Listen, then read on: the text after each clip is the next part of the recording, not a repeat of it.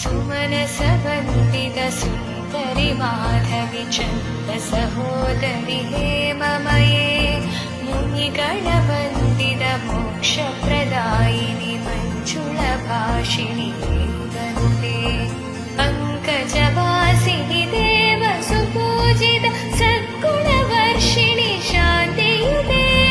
जय जय हे मधुसूदन कामिनि आदिलक्ष्मि जय पालय माम्